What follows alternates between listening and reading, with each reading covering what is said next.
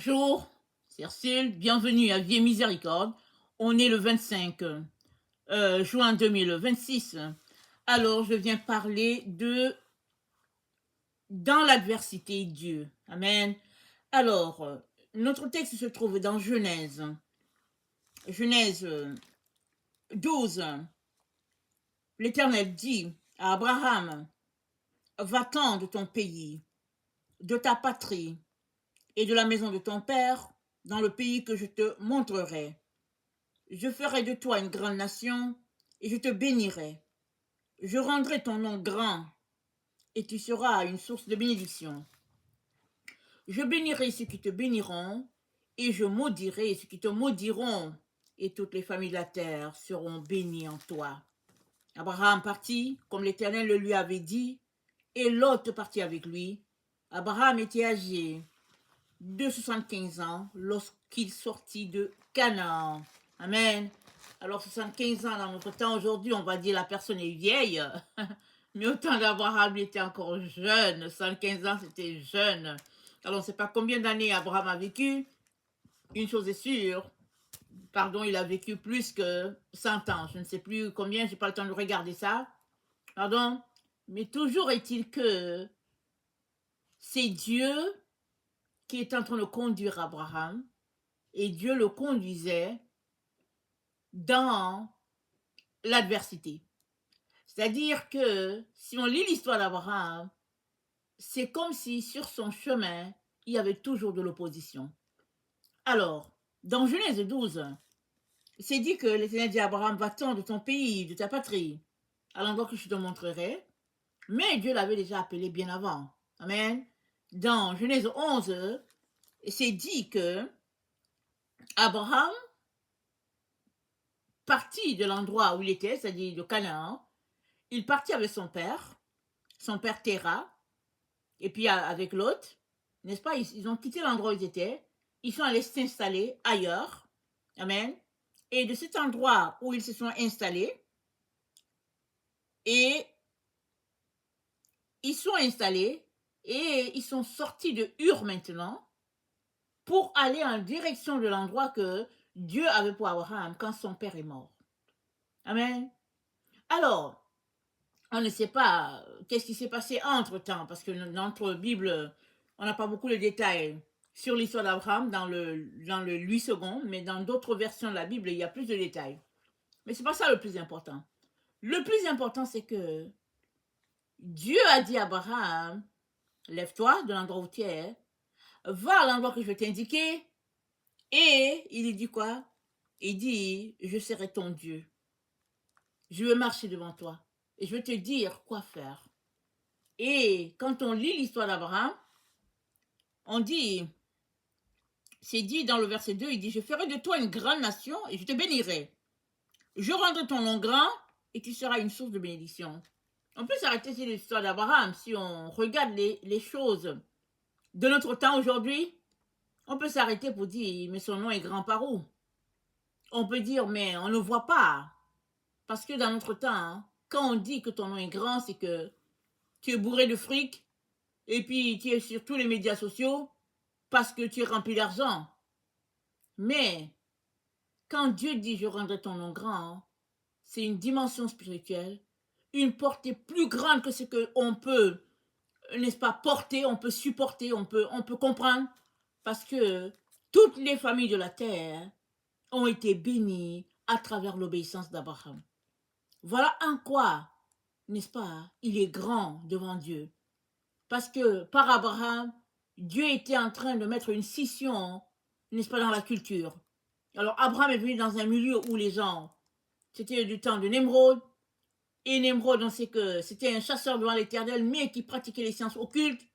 Et Abraham, à sa naissance, s'est opposé catégoriquement à cette façon de faire-là.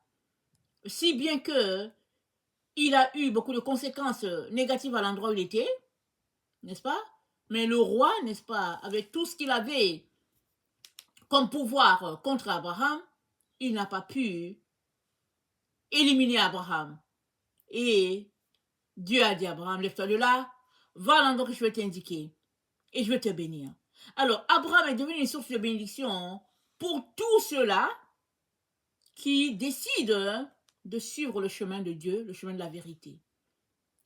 Et l'adversité vient du fait que, quoique sur le territoire où il se trouvait, Nemrod était comme Dieu, et puis les gens le craignaient, et puis l'adoraient, Abraham a refusé d'adorer Nemrod, et il a dû quitter la zone pour aller ailleurs. Voilà l'adversité. Alors on peut dire, mais le pauvre, il a quitté l'endroit où il a grandi, et puis vraiment il a dû partir, il a dû s'exiler. Mais Dieu, quand Dieu te conduit, il te conduit toujours de manière à ce que il n'y ait pas de confusion dans ton esprit. Quand vient le moment de choisir entre le vrai et le faux. Alors, on sait que la descendance d'Abraham était persécutée en Égypte et Dieu a décidé de les délivrer, n'est-ce pas? Quel soulagement pour le peuple! Et ils étaient contents et excités. Le jour où le départ est arrivé, Dieu a choisi de les faire passer sur le chemin du désert. Et le désert, on sait tous que il n'y a pas d'eau là-bas, il n'y a pas d'arbres, il n'y a rien. Le désert, c'est le désert. Il y a des oasis peut-être à quelques endroits, mais sinon, le désert, vraiment, c'est aride. C'est le chemin que Dieu a choisi pour conduire Israël dans l'adversité. Et certainement, Pharaon s'est dit, s'ils ont pris le chemin du désert, ils ne vont pas arriver. Parce que il y a une mer qui est là, qui sépare l'endroit où nous sommes, qui sépare l'Égypte, n'est-ce pas, de Canaan. Comment ils vont passer? Alors, Pharaon a encore armé, n'est-ce pas, son groupe, ses hommes, ils sont partis en direction de la mer afin de ramener Israël. Et c'est dans l'adversité que Dieu a dirigé son peuple. La mer s'est ouverte, quelque chose contraire à la nature. Israël est passé, et quand l'armée de Pharaon voulait aussi passer, la mer s'est refermée. Alors, dans l'adversité, souvent se trouve Dieu.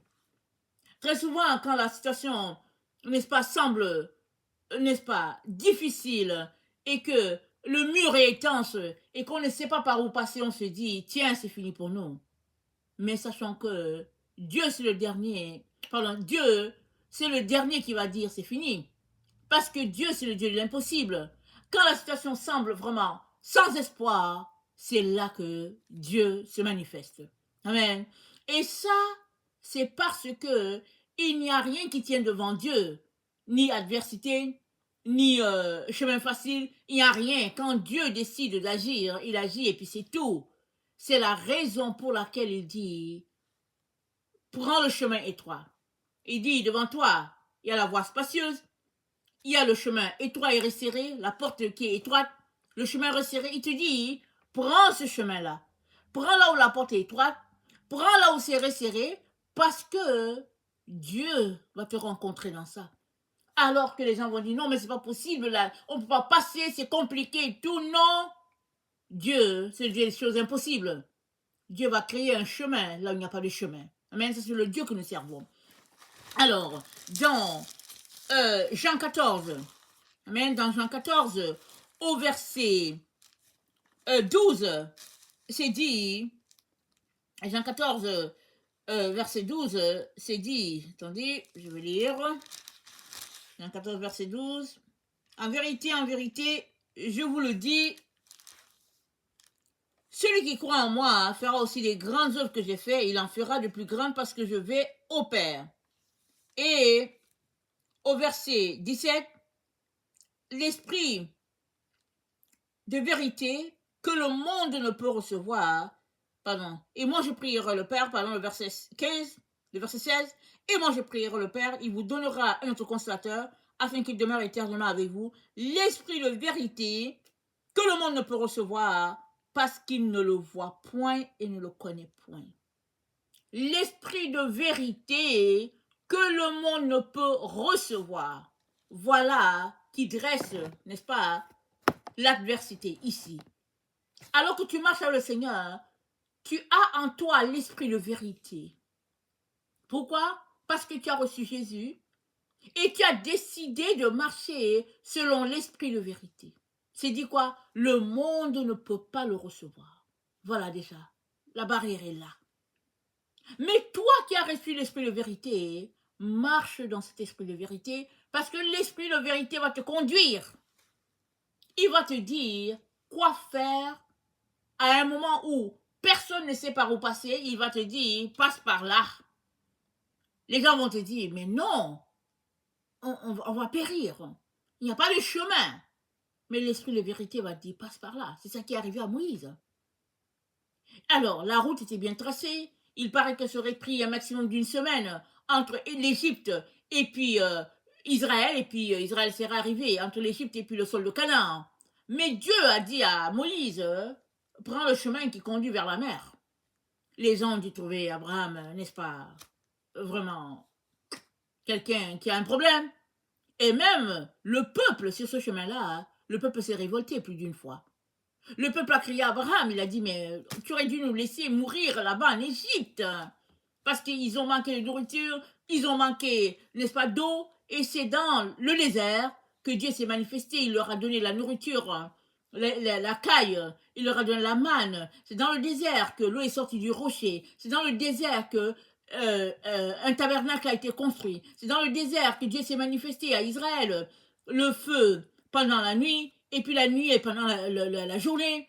Alors, dans une situation où tout semble sans espoir, n'est-ce pas?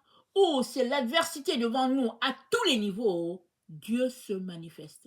Alors, aujourd'hui, je viens te dire que c'est ce Dieu-là qui t'a sauvé à travers la personne de Jésus. Jésus-Christ est le Fils de Dieu. Il est venu sur la terre, n'est-ce pas, pour te connecter à Dieu. Il est le pont entre Dieu et toi. Si tu donnes ta vie à Jésus, alors Dieu te conduira. Tu diras, oh non, mais c'est dans l'adversité. Les gens diront, mais voilà, il a perdu la tête. Mais là où Dieu est, rien ne peut te retenir d'arriver à la destination de Dieu. Parce que Dieu ne connaît pas l'adversité. L'adversité, c'est à ton niveau. En tant qu'être humain, tu regardes la situation, tu te dis, mais c'est pas possible, comment on va faire? Mais Dieu dit, oui, c'est possible. Parce que Dieu, c'est le Dieu des miracles. Et ce Dieu-là, c'est lui qui a dit à Marthe, ne t'ai-je pas dit que si tu crois, tu verras la gloire de Dieu.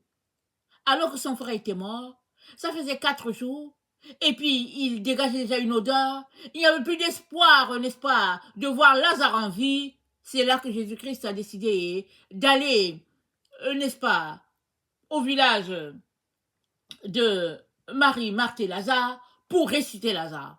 Les gens se sont moqués de Jésus, et puis ils ont dit toutes sortes d'affaires, mais toujours est-il que c'était à ce moment que Dieu avait décidé que Lazare devait ressusciter. Dans une situation d'adversité terrible. Ils ont dit que non, mais il sent déjà et tout. Jésus-Christ s'est dit, ôtez la pierre. Et Jésus-Christ s'est tenu, il a dit, Lazare, sors. Et Lazare s'est élevé. Il est venu, Jésus-Christ lui a dit, Jésus-Christ leur a dit, pardon, déliez-le et laissez-le aller. Qu'est-ce que ça veut dire? Laissez-le vivre sa vie, n'est-ce pas? Dans la liberté, dans la victoire, dans la lumière. Ce n'est plus un mort. Il ne fait plus partie, n'est-ce pas, de cet endroit-là. Dieu a dit non et Dieu lui a redonné sa vie qui lui avait été volée. Amen. Parce que l'ennemi vient toujours nous voler notre vie. Il vient toujours nous voler notre destination. Il vient toujours nous voler notre destinée. Il vient nous voler notre espoir. Mais quand Dieu dit non, c'est non. Amen. Il est donc très très important de savoir que quand tu es dans une situation d'adversité, c'est pas fini. Parce que Dieu n'a pas dit son dernier mot. Il faudrait continuer d'espérer au-delà de toute espérance. Et ce Dieu-là va se manifester et il va démontrer sa gloire. Et ça ne sera pas seulement pour toi, mais ce sera pour tous les gens qui seront autour. En ce qui concerne Israël, toutes les nations autour, n'est-ce pas, étaient terrifiés à l'idée qu'Israël allait passer chez eux. Quand Israël demandait juste à passer, les gens refusaient parce qu'ils avaient entendu que c'était un peuple terrible. C'est un peuple dont leur Dieu, n'est-ce pas, est au milieu d'eux. Et puis c'est ce Dieu-là qui est la lumière, n'est-ce pas, dans le jour et la flamme de feu dans la nuit. Alors, le peuple, les nations autour avaient peur. Mais c'était le vrai Dieu. Amen. Et c'est ça qu'il est important de savoir. Quand le vrai Dieu est avec toi, tu n'as pas à craindre. Alléluia. Que le Seigneur bénisse sa parole et que sa gloire repose sur chacun d'entre nous. Amen. Alléluia.